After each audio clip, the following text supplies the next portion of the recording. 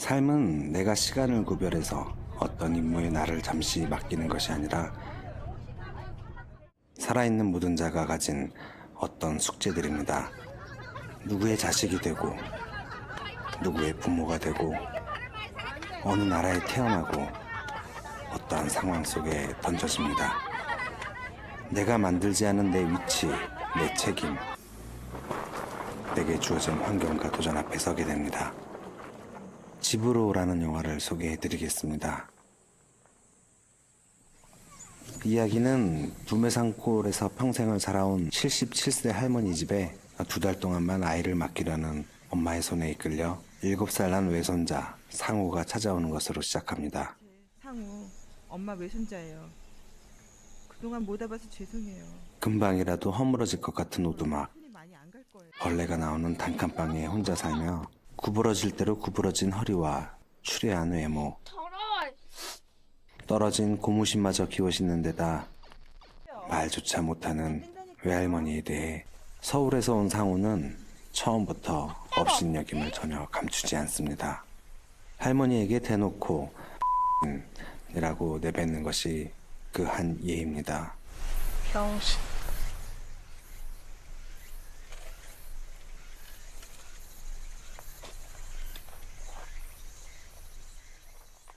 손으로 김치를 찢어 밥 위에 얹어주는 할머니의 행동이 더럽기만 하고 밤이면 요광의 변을 봐야 하는 것이 불편하고 불결하기만 합니다.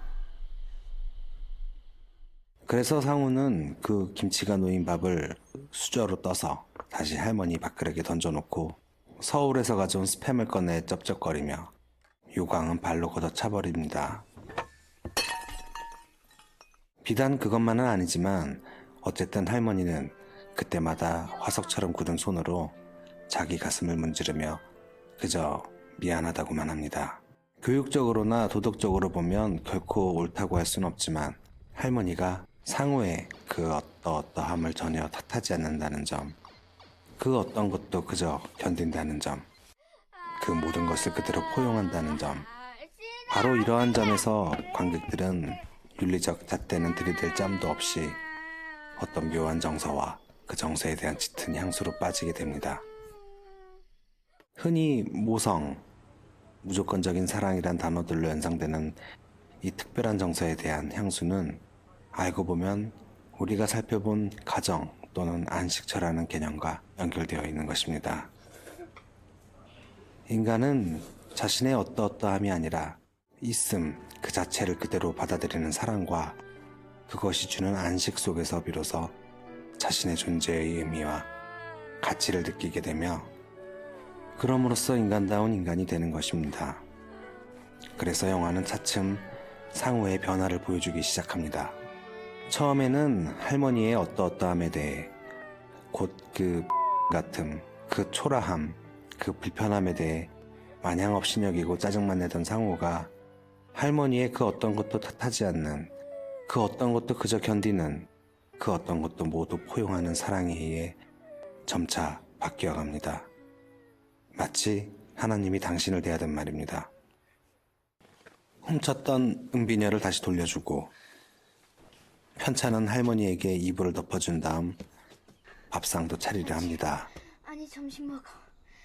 시간이 지나 엄마를 따라서 다시 서울로 돌아가기 전날 밤에는 눈이 어두워 바늘에 실을 꿰지 못하는 할머니를 위해 바늘마다 실을 끼워 놓기도 합니다.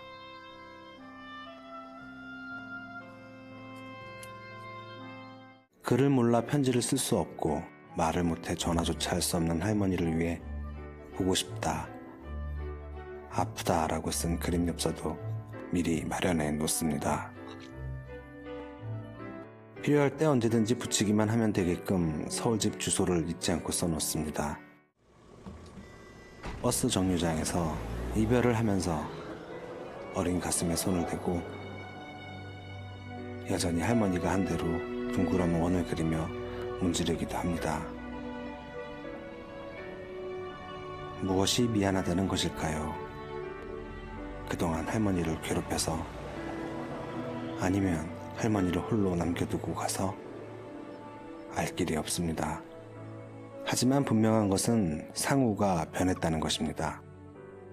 상우와 엄마를 실은 버스가 흙먼지를 날리며 서울을 향해 떠나고 할머니는 다시 구부러진 허리를 지팡이에 의지하고 산길을 올라 돌아가며 영화 집으로는 막을 내립니다. 진정한 사랑은 조건을 요구하지 않습니다. 인간관계에서도 마찬가지로 사랑하게 되면 필요하다고 생각해왔던 조건이 상관없어집니다. 작으면 작은 대로 야무져 보이고 크면 큰 대로 훤칠해 보이고 뚱뚱하면 뚱뚱한 대로 듬직해 보입니다. 사랑에는 조건을 붙일 수가 없습니다. 우리는 하나님께 상우처럼 질문합니다. 하나님, 이게 뭡니까? 내가 원하는 건 이게 아니지 않습니까? 할머니처럼 하나님도 대답하지 않으십니다.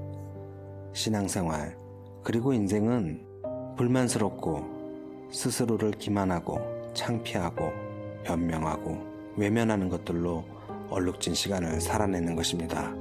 그 비겁하고 철없고 부끄러웠던 것을 겪어낸 시간들이 나중에 무엇을 만드는지를 볼 때까지 살아가는 것이 바로 믿음입니다.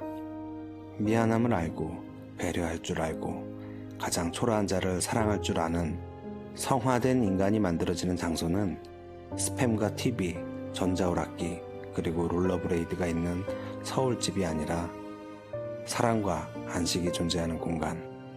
그래서 상우가 미안하다는 말을 처음 배우는 장소, 곧 할머니의 집입니다.